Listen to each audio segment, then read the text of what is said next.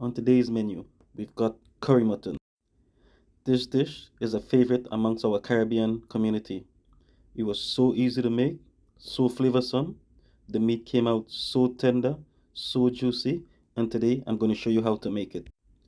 So we've got here 2 kilos of mutton that I picked up from my local butcher, which he chopped up in cubes.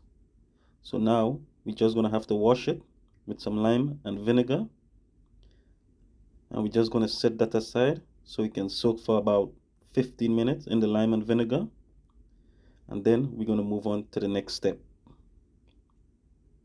So now the meat is nice and clean, we're just going to move on to the seasoning. We've got some salt, pepper, all-purpose seasoning, jerk seasoning, mixed dried herbs.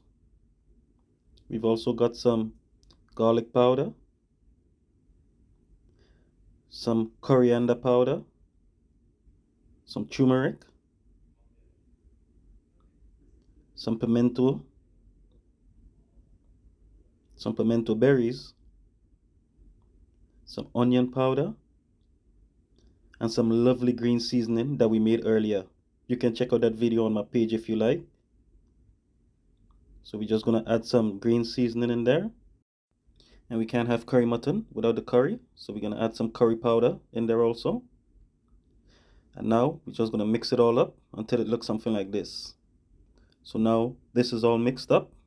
We're just going to set that aside to marinate for at least an hour. And then we're going to move on to the next step. So we're also going to be needing some fresh veggies for the pot. So we got some onion, some red bell pepper, some garlic, some scallion, and some thyme. So we're just going to chop that up, get these ready for the pot. So as you can see, the veggies are all chopped up, ready for the pot. So we're just going to set these aside and move on to the next step. So we got a pot with oil here on medium-high heat. So what we're going to do now is just dump in the veggies that we chopped up earlier into the pot. And what we're going to do now, we're just going to saute these veggies for a few minutes until they get nice and tender. And then we're going to add in the curry. So we're just going to toss these for a few minutes till they get nice and tender. And then we're just going to add in the curry powder now. So we're just going to add in some curry powder. I'm just going to stir that around to cook the curry for a bit, and also cook the veggies for a bit also. I'm just going to keep stirring that around. We'll keep moving. And at this stage, I thought I needed a bit more curry, so I just added a little bit more. And we're just going to keep moving the veggies and the curry.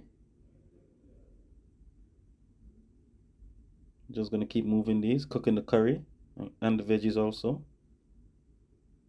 just for a few minutes. And now it's time to add in the mutton. So we're just going to continue adding the mutton here. Get all that in there, get all that meat in there.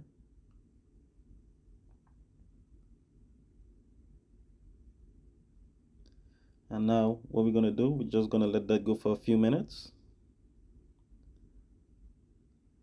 to get a nice sear on it.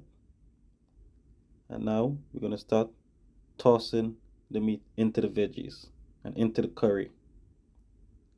So we're just going to keep stirring and tossing and stirring until all that meat is incorporated with the veggies and with the curry. So we're just going to continue stirring here. Remember, we're on medium-high heat here now. So we're just going to continue stirring, taking our time. So this is looking lovely here now. And what this will do, the mutton will start releasing its own natural juices. And at that stage, we're going to add in some water. So as you can see, it starts releasing its juices. So we're going to add some water now. Hot water. So we're going to add in a little bit of water here now. And then we're gonna stir that in, making sure nothing is sticking at the bottom of the pot. So we're just gonna continue stirring and then add a bit more water. Don't worry about adding too much water at this stage, because this is going to be cooking for a few hours, and this water will reduce down, and we will be adding more water to the end. So don't worry about adding too much water at this stage. So we're just going to keep moving that around, scraping all that seasoning from the side down into the pot. And now we're going to cover, and we're going to let that cook for approximately 1 hour. And this is what we look like after an hour. So yeah, we're just gonna go ahead and stir, just checking that nothing is sticking at the bottom. And then we're gonna put the lid back on and let that go for approximately another hour. So now this has been cooking for 2 hours now, and this is what we're looking like at the 2 hour mark. Now this is looking lovely. As you can see, that meat is getting nice and tender. You can tell the meat is starting to pull away from the bone. Now this is looking lovely and tender. I'm just going to check that nothing is sticking at the bottom. Keep moving it around, and this is looking lovely. I'm just going to continue moving it around, checking that nothing is sticking. And now we're going to bring this up to temperature and cover it now. Now we're going to let this go for about half an hour. And after half an hour, we're just going to check one more time. And now this meat should be nice and tender. Lovely.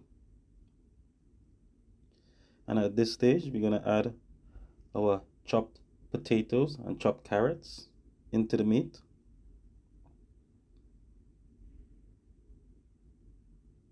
As you can see, this is so easy.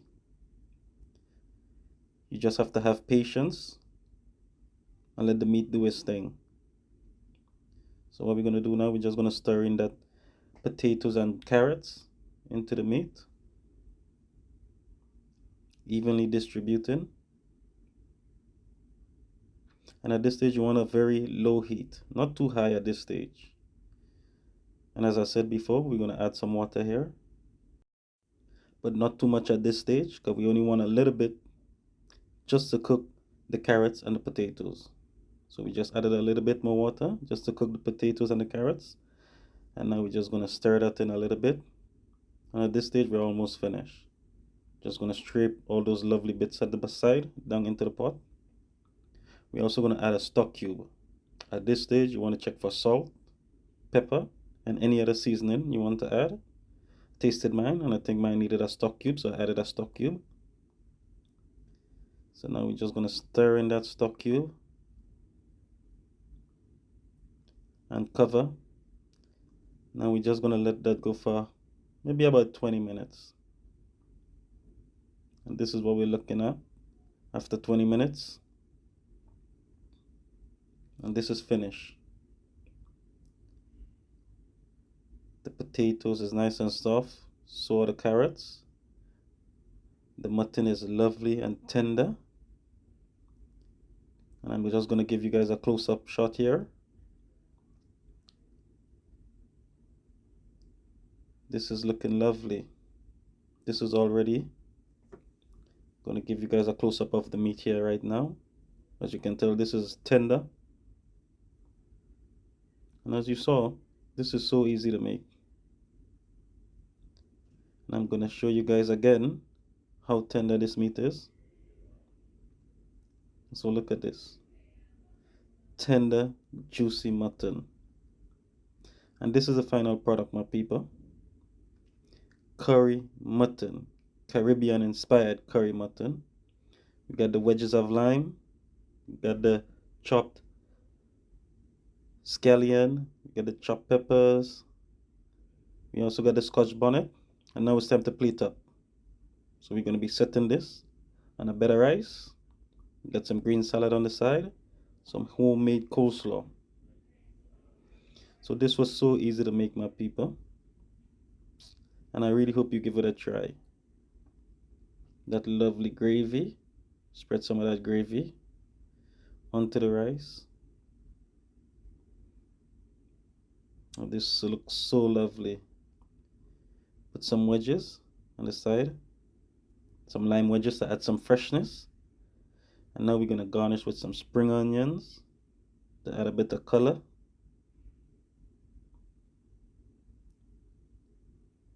Garnish with some spring onions and also some chopped scotch bonnet peppers.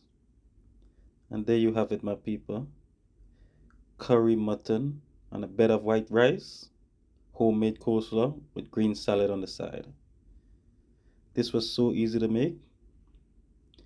I'll give you guys a close-up of this lovely dish. And I really hope you guys give this a try. It was so easy to make. As I said, the main ingredients in this dish is patience. Once you have patience, everything else will fall into place. So I've added a few photos here for you guys to enjoy. So let me know what you guys think. Let me know if you will try it in the comments.